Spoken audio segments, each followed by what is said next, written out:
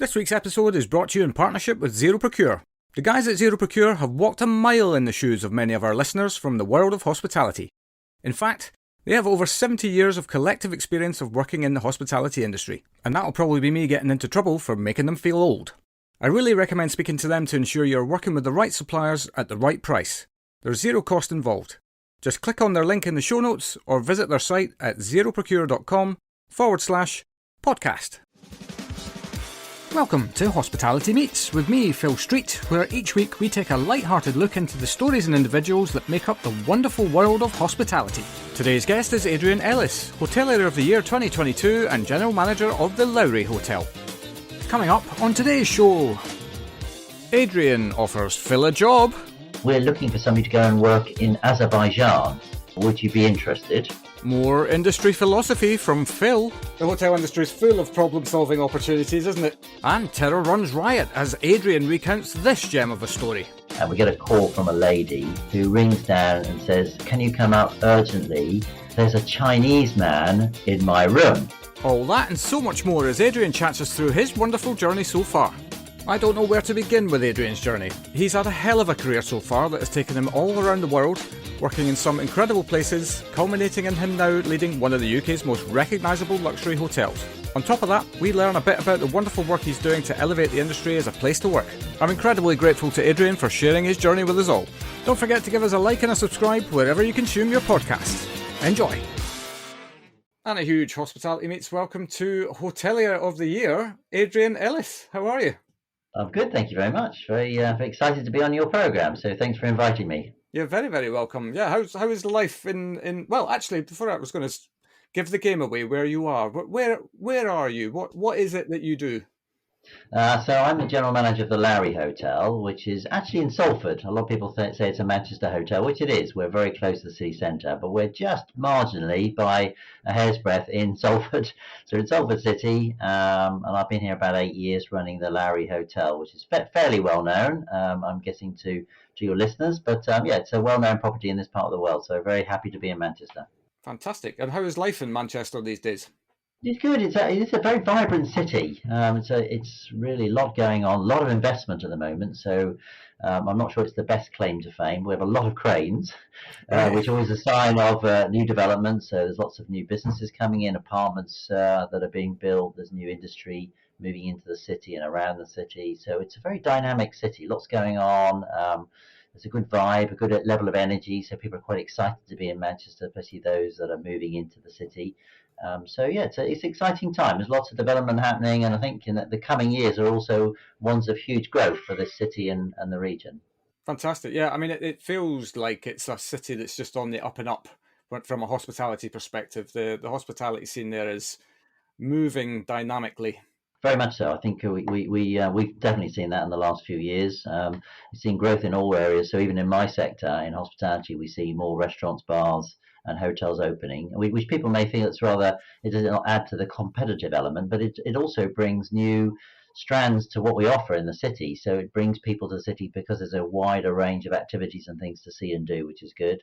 The cultural attractions have improved significantly. So there's more theatres, museums, there's more festivals going on, which is good. And as I said earlier, what we see, because I remember working here 25 years or so ago, I remember there was hardly anybody living in Manchester, but in more recent times we see a huge sway of people now moving into the city, which is good. So there's a much more residential feel than it used to have, which I think is positive for Manchester and the people who live here.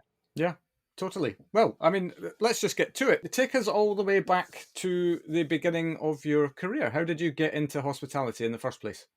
So my grandparents got me interested, I think, when I was sort of 14, 15, and they had some relatives who used to run restaurants in Felixstowe, so Suffolk, and I used to go there. I thought it was quite interesting, and then we used to, as a Sunday treat, go to the post house for lunch, not regularly, but once in a while. I always remember being amazed by the atmosphere and the people coming in and out, and just the buzz of a hotel environment, what was happening in restaurants and cafes and so on. So I remember from a very young age that my grandparents had a big influence, and of course my parents also.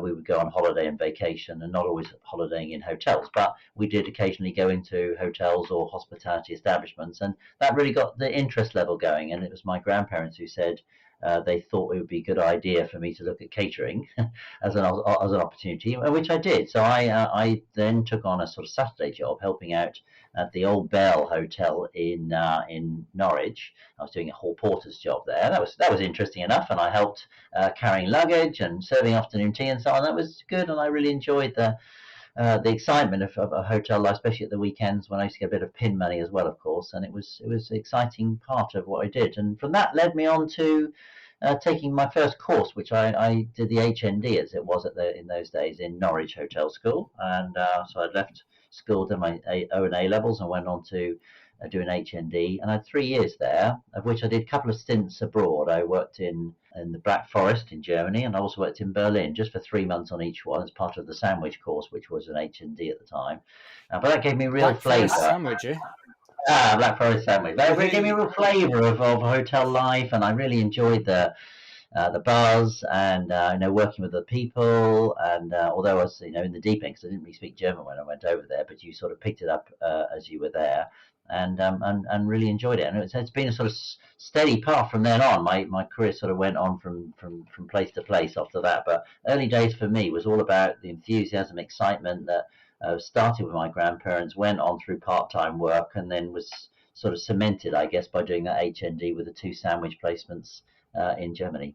Yeah, and I suppose as well, great to get, I suppose, exposure to a non-UK scene quite early on as well. We talk about this a lot on this show around the joy that travel brings to you, just in terms of giving you a kind of, I suppose, a wider perspective on things. Very much so, and I've been blessed with being able to travel extensively in my career.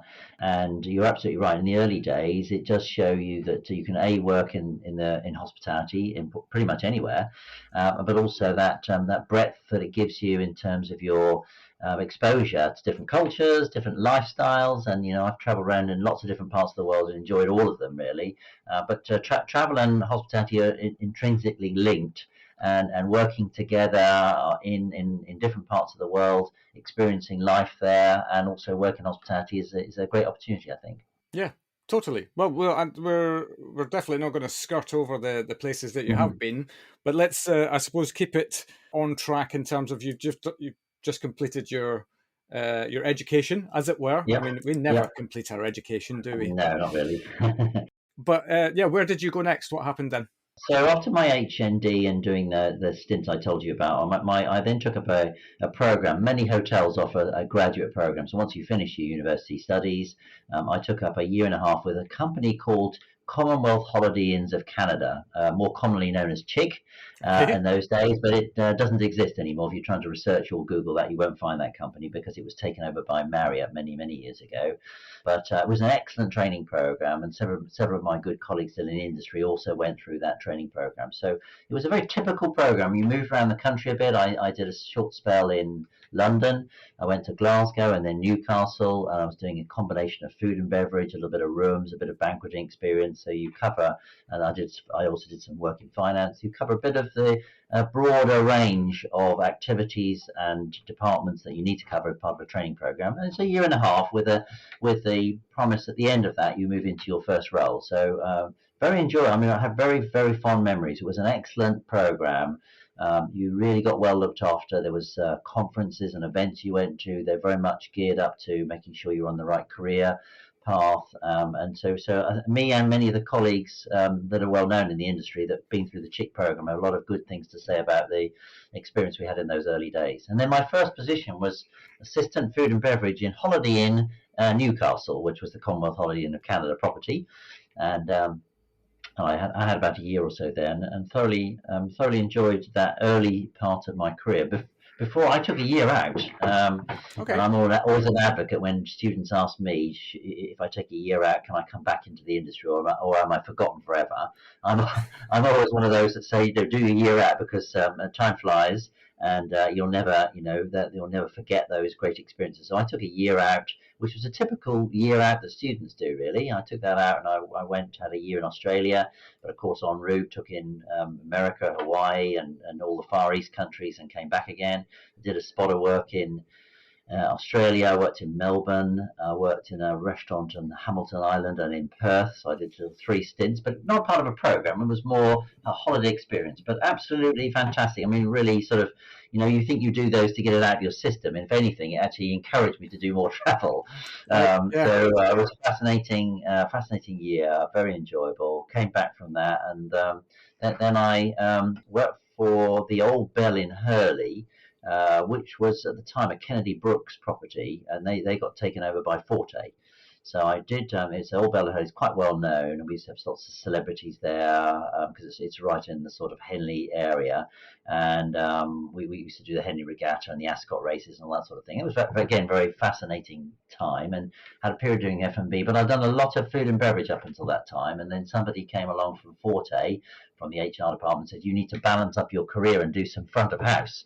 So I got shipped off to Grosvenor House, which I'm sure a lot of your previous interviewees have done Grosvenor House at some point in their career. It seems to be on the on the rounds that people do in the early days, and I was there doing front of house. So I worked at the front desk and reservations for about a year and a half in the very early days of my career, and so it helped balance up my career. So it was good. I did a lot of food and beverage, then moved over to front office, and of course that's a very well-known property on Park Lane. Huge property with 650 bedrooms, including all the apartments there.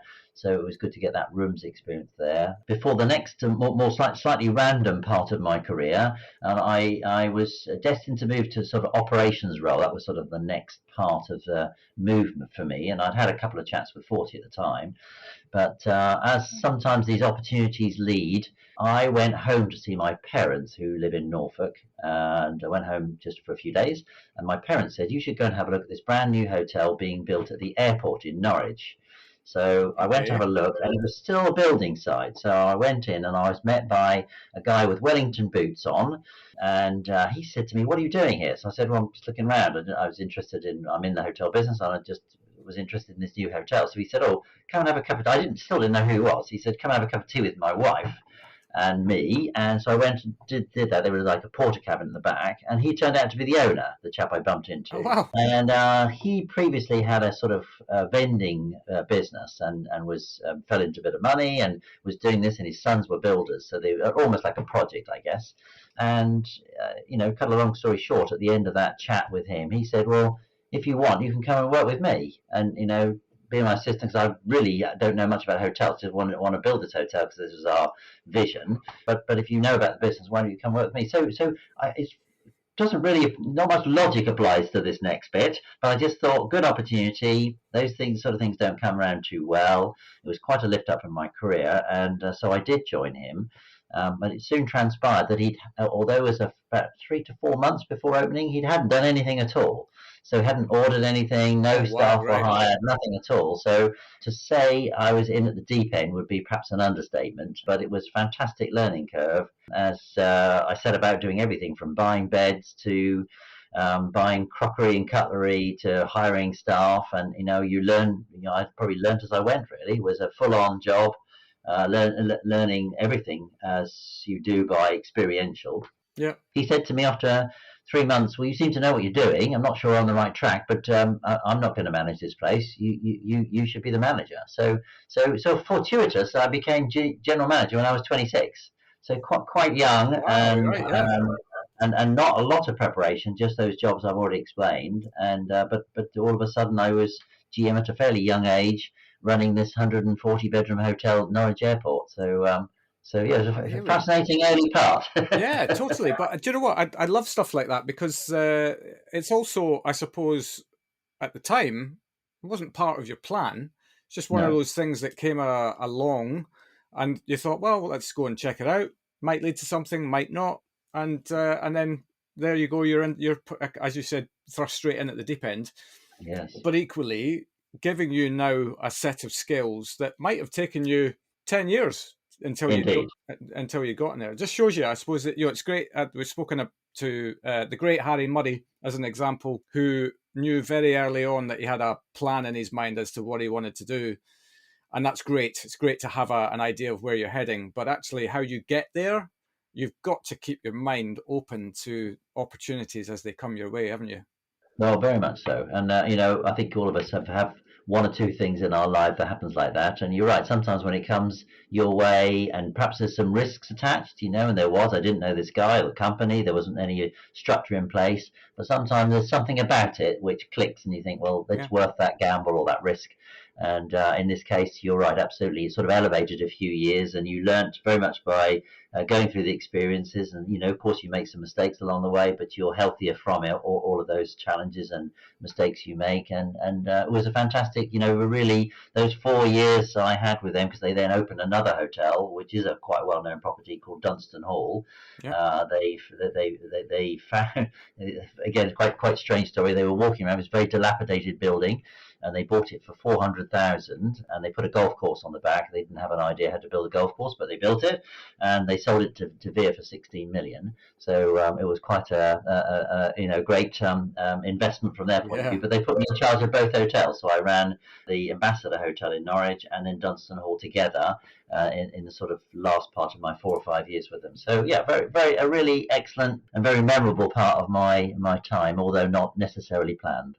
Yeah. And actually, I want to backtrack a little bit as well to the person who suggested to you that moving into the room side of the business would serve you well as well. Like, I mean, where would we be without these people, right? That give you these ideas to, it seems like that's also kind of one of those critical moments in rounding you off as maybe it gives you then the skills that you didn't know you had to do this job that you had then. It's just it's so interesting, isn't it, how it all kind of comes together? Very much so, and I think we all, as general managers now, we all look for people who've got that sort of rounder experience. You've done a little bit of time in different departments. You've got an understanding of what happens, because hotels are busy operations. We've got 14 departments here, so not doing all 14 departments, but have a smattering of different parts of the business, so you have a more global understanding, I think, is important for general managers looking for people coming into the industry. And as you said, those guidance, or that guidance that you get in those early days, pushing in this direction, that direction, a bit more experience here and there,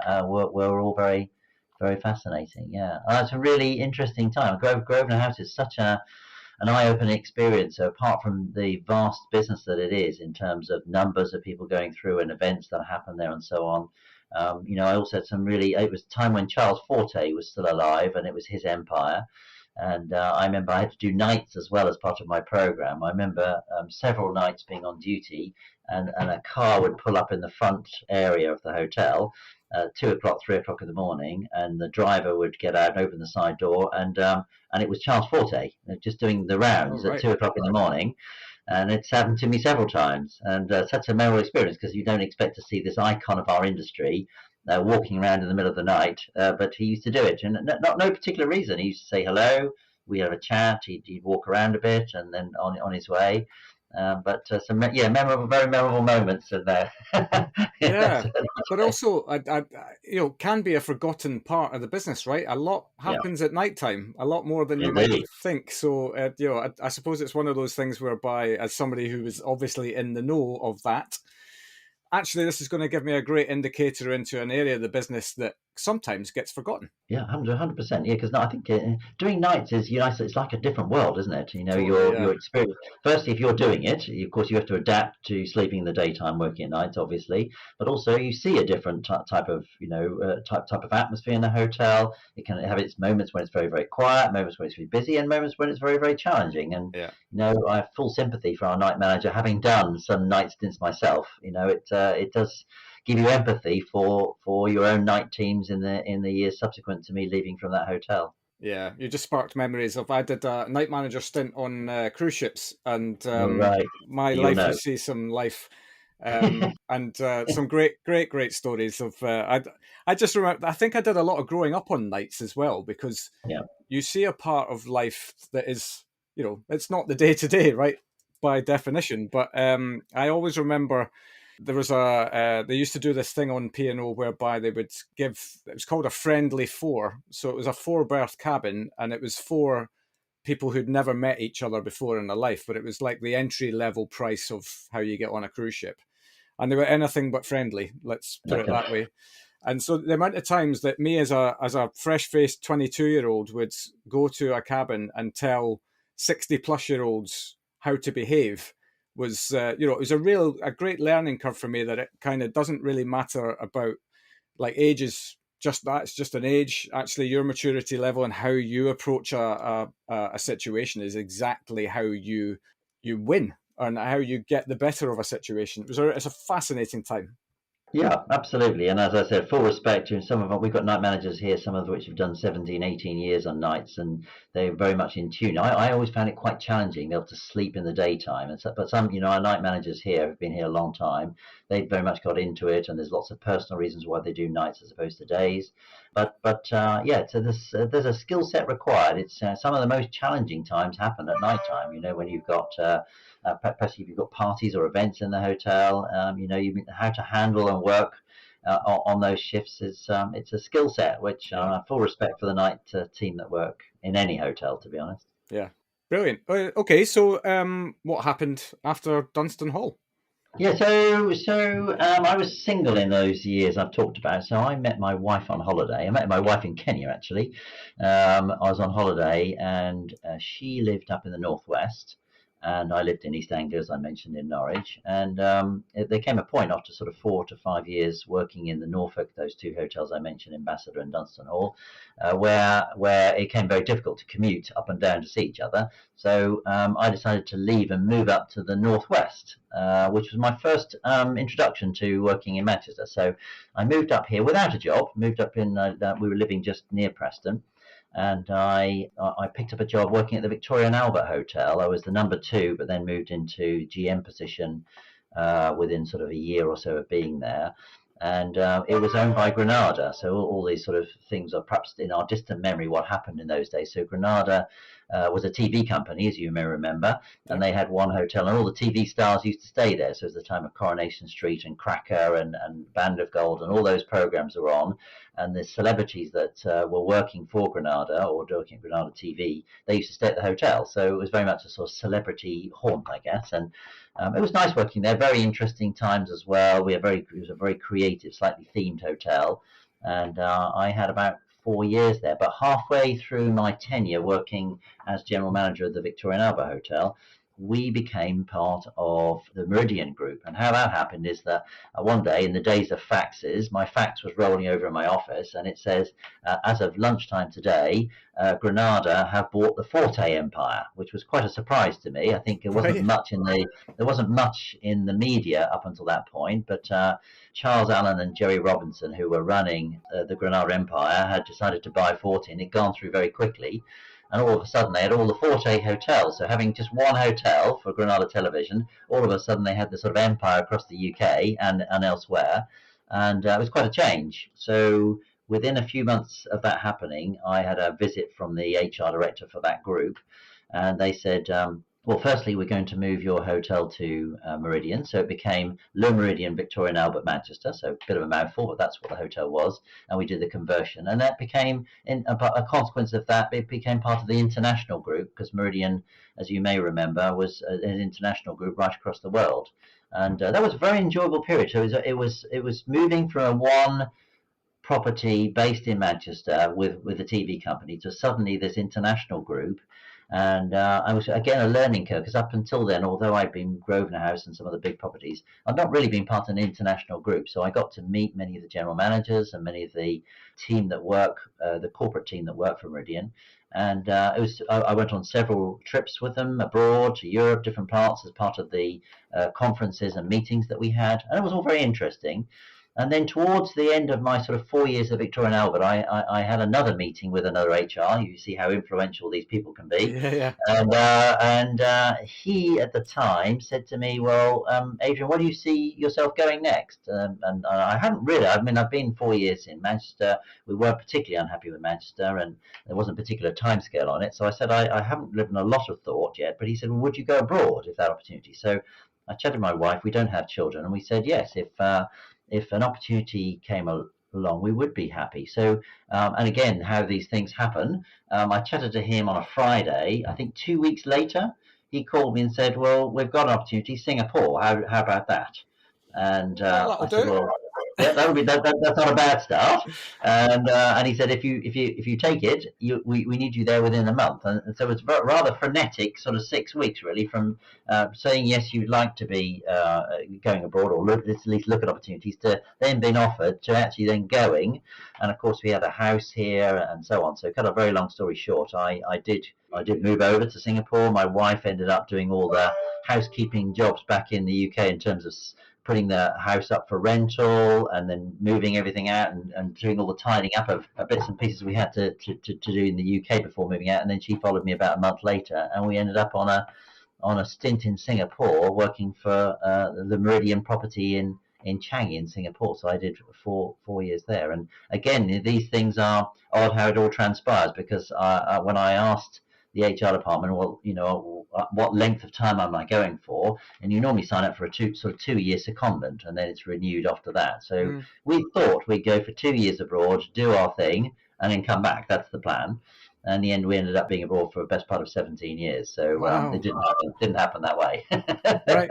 Yeah. So 4 years at the Meridian, but there's 13 years left yet of that 17-year expedition. What happened? Where did you go next? So Singapore was fantastic. We had a really great time there. It was very enjoyable. We loved being that part of the world. And I think also because it's your first posting, everything seems brand new. The expat life, the opportunity to travel. So we just so much travel when we're in that part of the world, to see all Vietnam and Cambodia and Philippines and Japan and China and everywhere. So it was a wonderful experience, that part of the world. And also the opportunity of working in a different culture with different team that you're working with, and it was a really great experience. So loved all that.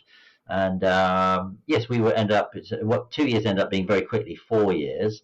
And then again, another chat with an HR representative at the time, and they said, well, okay, if you don't want to go home, there'll be other opportunities. And so this happens, I think, with many people on international career. You sort of bound around 2 or 3 before you settle with one, A, that you like to do, and B, fits with the owner, because there's various components. One, they have to send your details to the hotel owner, and the owner has to say, yes, it's a good fit. Then you have to think whether it's the right move for you. The company who you work for, in that case with Meridian, have to think you're also going to work well in that particular environment. So it's not just a case of you saying, I'd like to go to a particular country, please move me there. There's a lot of factors at play. So, Singapore, as I said, came in after 4 years, came to an end, and there was a couple of things that we looked at, but for various reasons didn't work out. And then the one we did move to was Warsaw. So particularly opposites in weather, I seem to remember. So Singapore, as you may remember, is sort of 30 to 32 degrees continually throughout every month of the year, and very humid.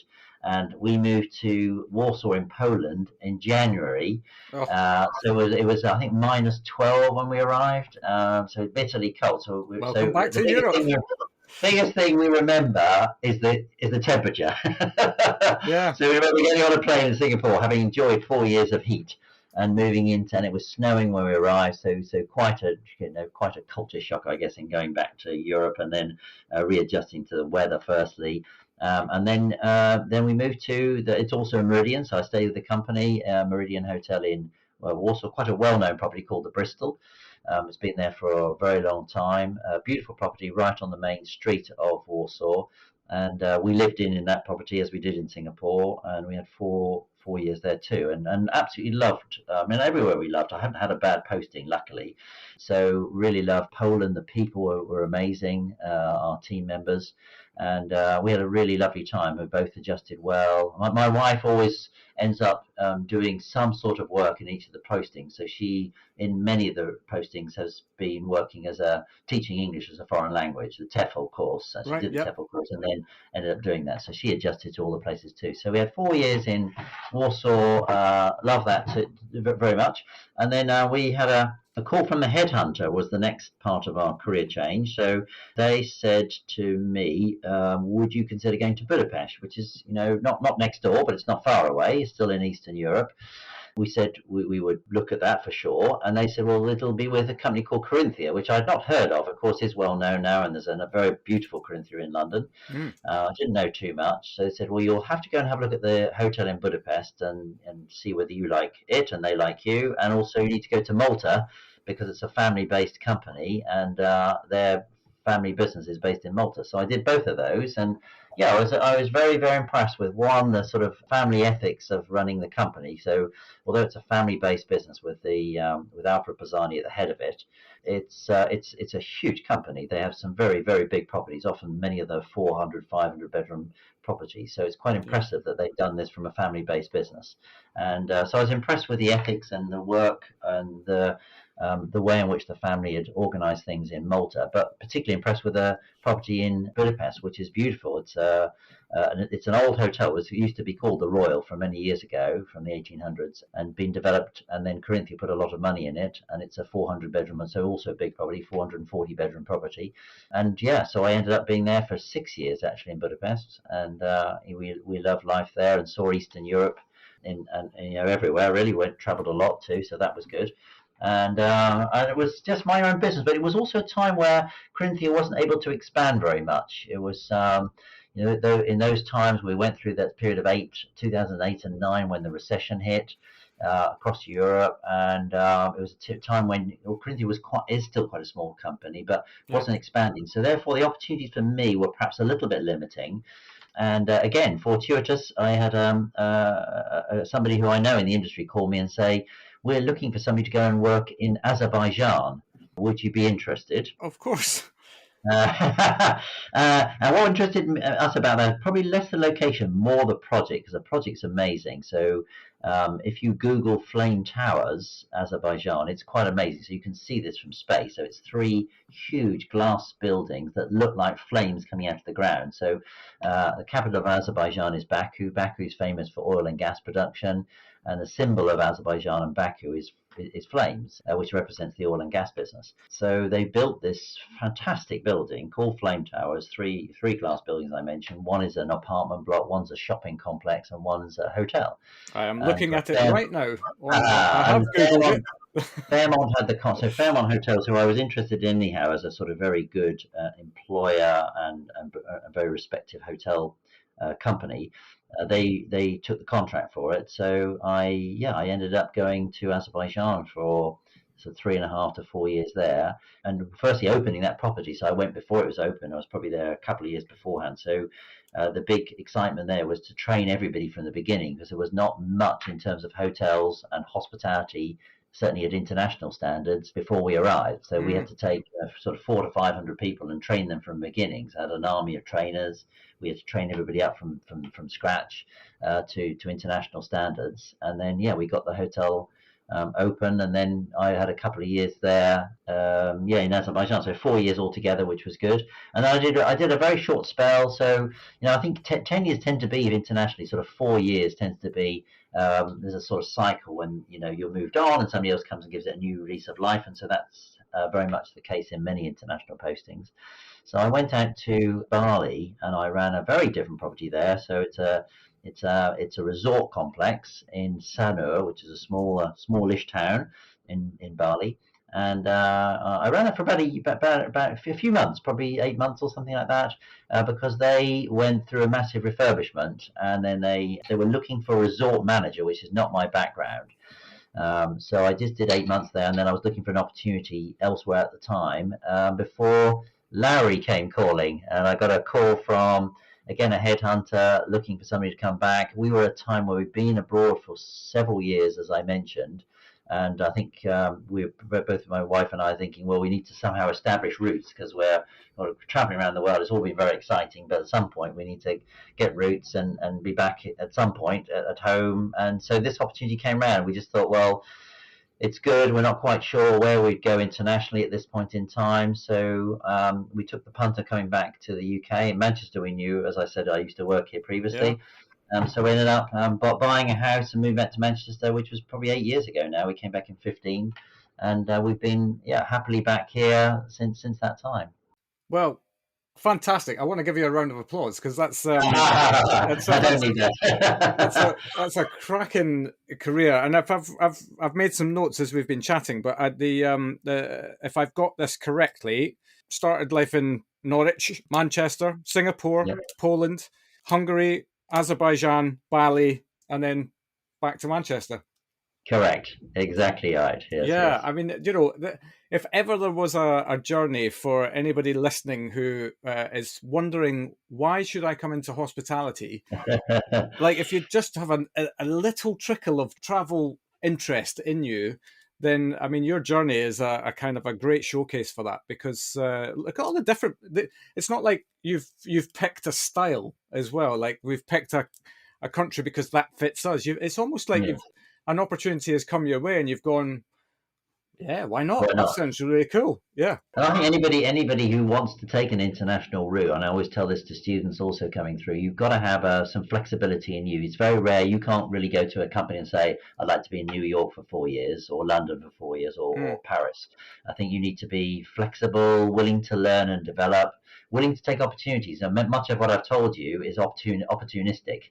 It happened because somebody called me, or this came up, or you met somebody. So as long as you're happy to go a little bit with that, and of course, there's always a risk attached, especially if you're traveling with a partner or family, they have to adapt always to the new environment you're in. So there's always risks attached to it. But as long as you're happy to go with the journey, take the opportunities, be flexible, be humble in your approach because you're always the visitor in whichever country you're going to. So as long as you're happy to do all of that, then yeah, the world literally is your oyster. yeah, totally. And a life without risk is no life at all. Indeed. There we are. Yeah, and actually, the thing you mentioned there as well around the fact that there's almost this natural life cycle of a place slash a role. Yeah. I remember reading Carlo Ancelotti's book actually around the very same similar kind of ethos with there's a lot of allusions to a football manager and a hotel general manager, in the sense that you're the one who's putting your head on the block.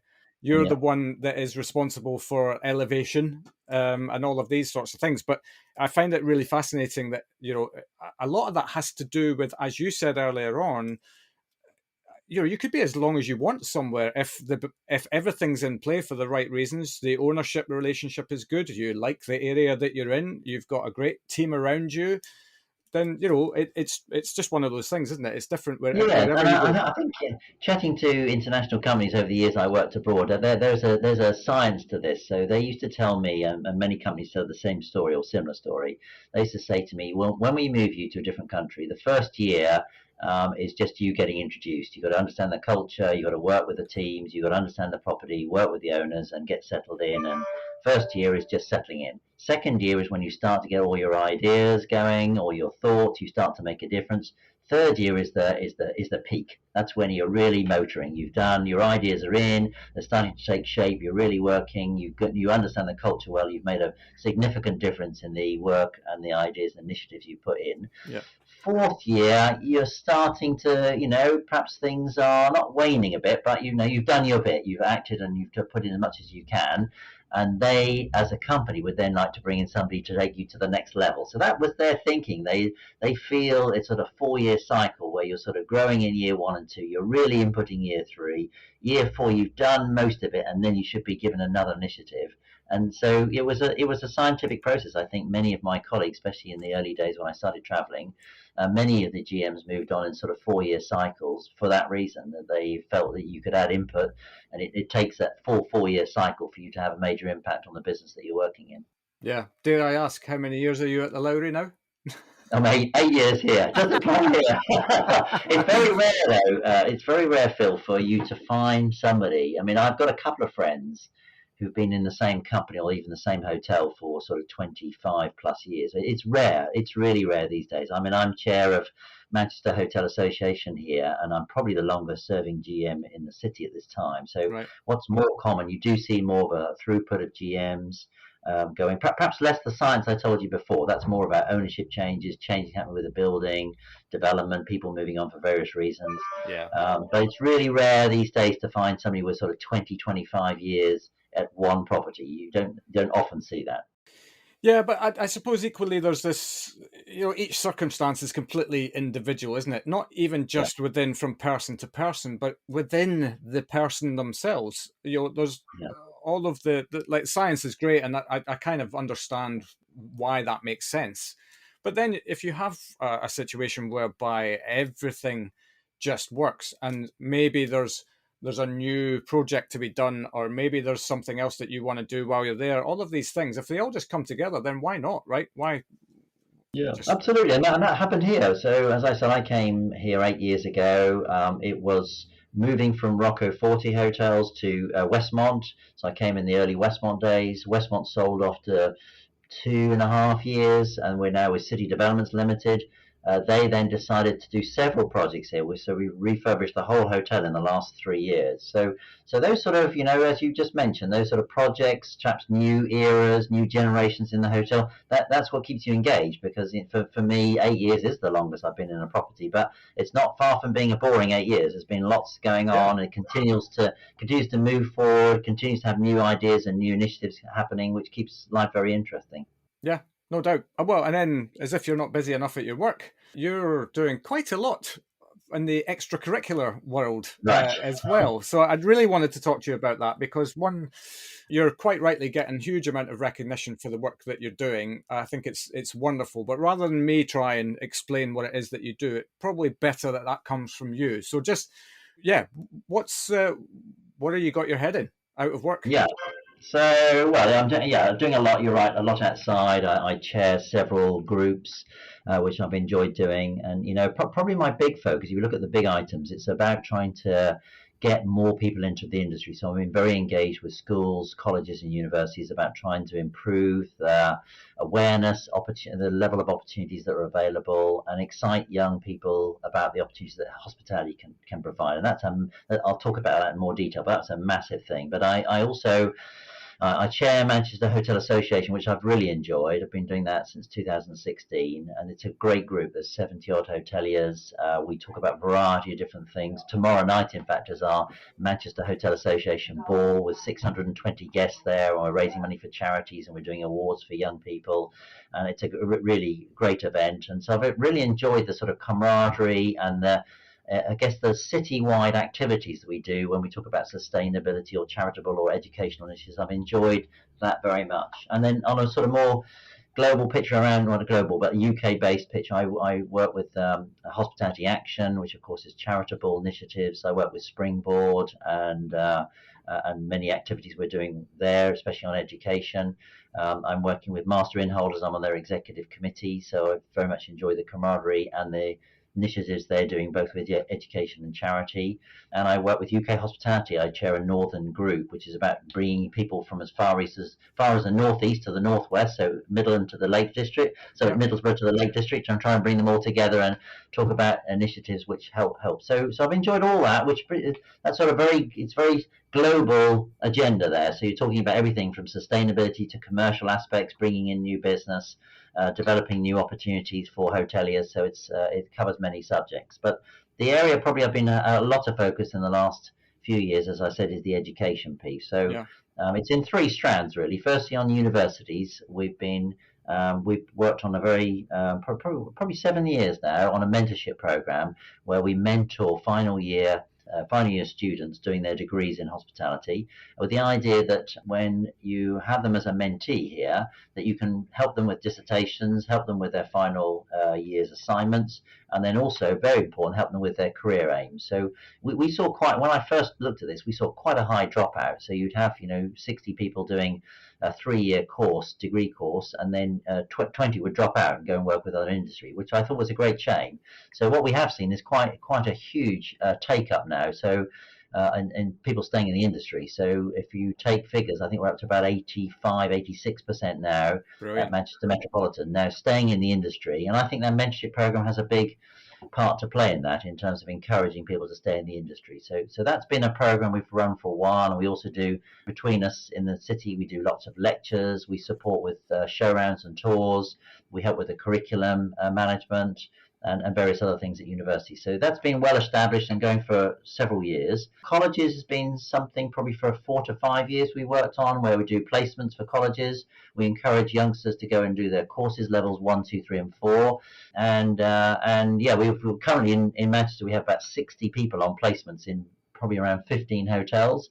They're doing a 45-day placement, and these are 16 to 18-year-olds. Again, we've got 3 here at the moment, and probably take on another 2 or 3 this year, who end up doing their placements, enjoy the work, and then stay with us afterwards and progress their career as a full-time role. Yeah. I mean, probably the most ambitious project, which is much in the public domain at the moment, is the schools project. So that's the one we've probably spent a lot of put a lot of effort since 2021. So this started by we felt definitely 14 to 16-year-olds don't know too much about hospitality or what the opportunities. So I got the hoteliers together and we said, listen, there's 4,000 vacancies in Manchester. This is in 2021. We're doing our bits with colleges and universities. Why don't we start at the earlier age to try and get youngsters interested? So we had a good support from hoteliers. We then got a group of school teachers who said, yes, we have to work with the Gatsby benchmark. And if you're not all familiar with that, Gatsby benchmark is where they have to have an association, a link to vocational opportunities. So hospitality is one of those. And they were very much on board. So we then, having attended a school teachers seminar, we then got several schools involved. So in the first year, we had 20 schools and 20 hotels. We matched them up geographically. And then we did a whole host of really interesting activities. So we had a tour of the hotel, of course, to start off with. But then we did bed making competitions, which were fascinating, just to get them introduced to housekeeping. Then we went on to do some cookery programs. We did a takeover day where school students would come over and work with our teams and serve afternoon tea and lunch. And we did quizzes and competitions, different things to try to get those 14 to 16-year-olds enthused about hospitality, the industry, what we have to offer. And that culminated doing a parents' night in May 22, when we had parents come over to the hotels. Because parents have a big influence. They can say, well, do or don't do hospitality. There's a generic ethos that hospitality somehow is something to get pin money with rather than a career.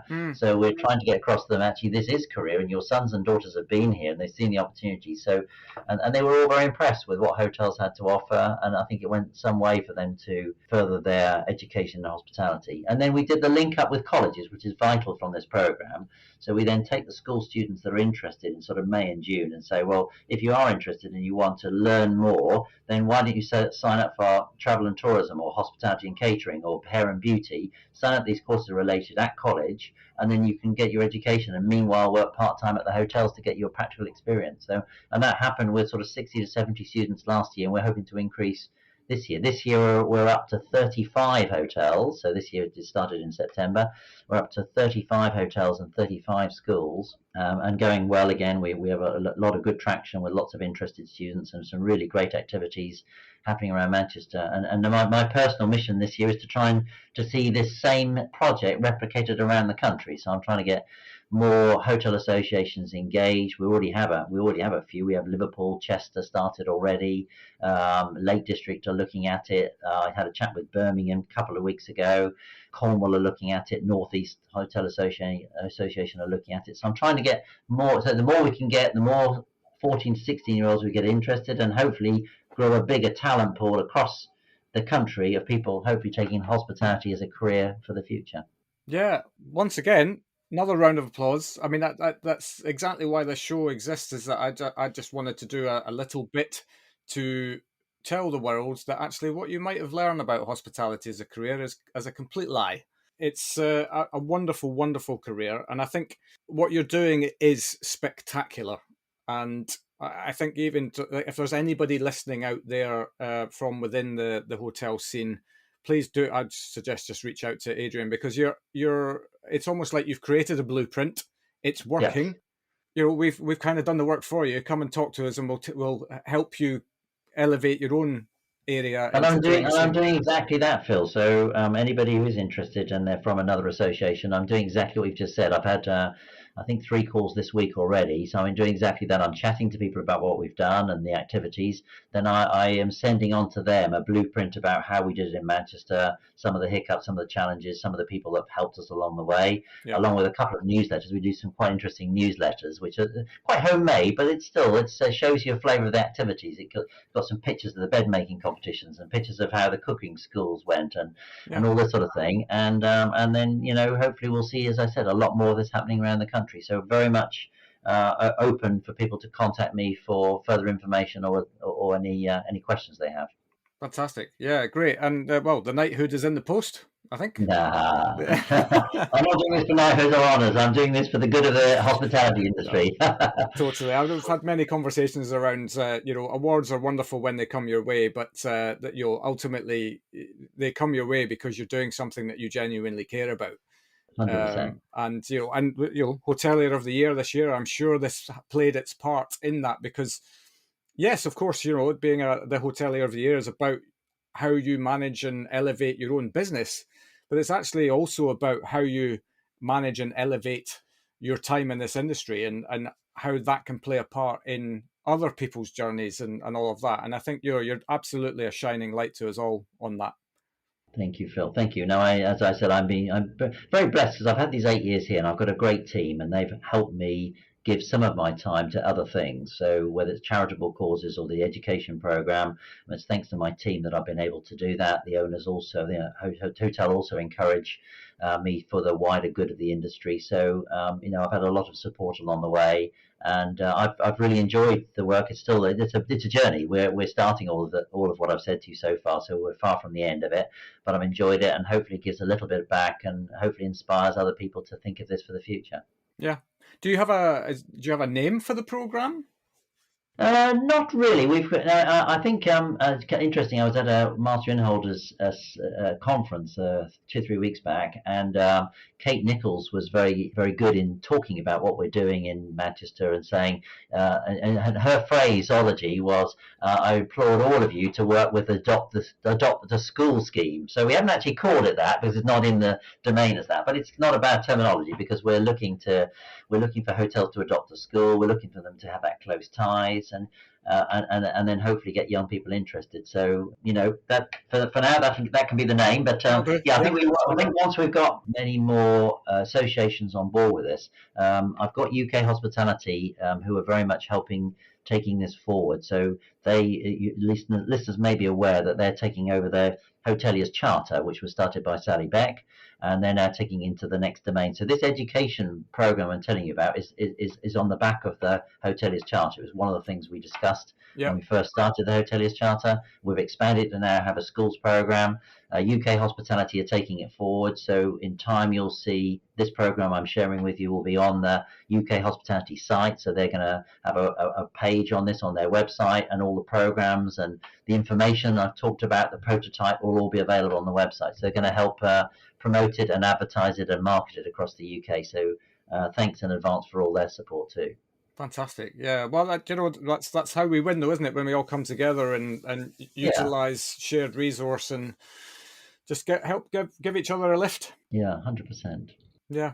Fantastic. Well, what else to say? I mean, it's a hell of a career so far. It's also, you've got your head in some amazing things right now, but I would like to lighten it up a bit now. I'd like to ask everyone the same thing. Have you got any funny stories from your career that you can share with us? Oh gosh.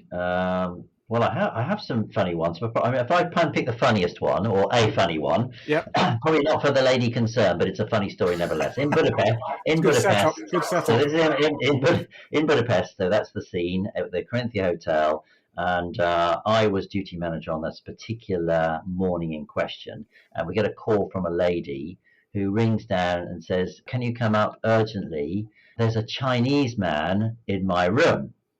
That was the message. So we run up to find out what's going on, and open the door, and the lady's obviously panicked and really anxious about what she can see. And indeed, lying face down is a Chinese man, face down the other end of the bed, just face down on the floor. And we're thinking, well, how on earth did that happen? And she clearly doesn't know him, otherwise she wouldn't have rung us. So all very odd. And what transpires is that we'd had a Chinese group of tourists that were coming to stay at the hotel. They'd all been out for a few drinks the night before, and this particular guest had several drinks, I think. Yeah. And we at the hotel were doing some refurbishment work, but particularly we were repairing the outside of the building, and we got scaffolding all around the outside of the building. So this particular Chinese guest had got drunk. He had opened his window. He got onto the scaffolding somehow, climbed along to this other lady's window that she'd opened, and he'd gone in, but he was so drunk he passed out on her floor. upside down. And of course, this poor guest then woke up the next morning and found a Chinese guy lying upside down the floor, which of course you wouldn't expect a normal course of activity you would ever expect it. So No. it's very embarrassing for us, very embarrassing for the guest. Of course, when he woke up, he was mortified. But an old story. I'm sure she doesn't forget that one either. Yeah, geez, Louise, yeah. God, I can only imagine what must have been going through her head. But yeah, well, I mean, the hotel industry is full of problem-solving opportunities, isn't it? Indeed, indeed. We all have stories like that, I'm sure. Yeah, absolutely. Great stuff. Final question before I let you get on your merry way. We've kind of touched on a few already, I think, but what would be your kind of top 3 main reasons why somebody should join hospitality as a career? Oh, I think it's a bit of a cliche to say no day is the same, but I was asked this question this week by students, and it really is the truth. So no day is the same. It's full of vibrancy, dynamism, and activities. Yeah. So when I come in, of course, you have things you want to achieve every day, and you have your to-do list, but there's always extracurricular stuff that's going on all the time, and that makes life interesting. So it's a fascinating job where truly no day is the same would be my first point.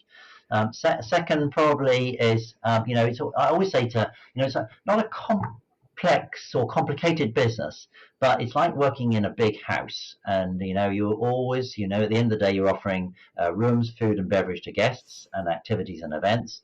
And if you enjoy being at home and working with family and family members, not working but living and talking with family and family members, then when you come to work, it's a similar story. Your family becomes the people you're working with. The guests, the people arrive at your home, and you're looking after them. And if you enjoy home life and especially if you've got a big family or you've got people around your home all the time, hotels are an expansion of that. And if you've got that attitude or aptitude, then I think you'll very much fit into the hotel business. Yeah, and if you don't enjoy your home life, then you can come and work in a hotel, and it will give you a new family. Right, indeed, a new family. And thirdly is the bit we referred to a couple of times today, is the travel opportunities. So I've been blessed, sometimes fortuitously, because that wasn't my master plan when I was 18, 19. But the opportunities came my way, and on reflection, when I look back, I've had great times in the UK, and I've really enjoyed the last few years being back in Manchester. But the very memorable parts have also been the travel, the opportunity it gave me, the chance to travel the world. And if people have that, and students ask me all the time, what do I think about it? I'm a big advocate of it and a big fan. And this industry absolutely gives you those opportunities. So there's 3 good reasons to join. Fantastic. Well, if people want to get a hold of you to learn more about you, the Lowry, or your wonderful Adopter Hotel, we'll just call it that. Adopter School, sorry. Adopter School, yeah. What's the best method for them to reach out to you? Yes, absolutely. Well, they can connect with the LinkedIn. Many people do that already. You can contact me. It's very simple on email. So if I can give that out as well, Phil, it's adrian.ellis@thelowryhotel.com. So it's an easy one to remember. So contact me either of those ways to start with. Very happy. So I'm easy to find. Very happy to chat to about anything we talked about today, especially the schools program, but about anything else. I do chat to lots and lots of students along the way, even if it's about career objectives, things they want to do, dissertations.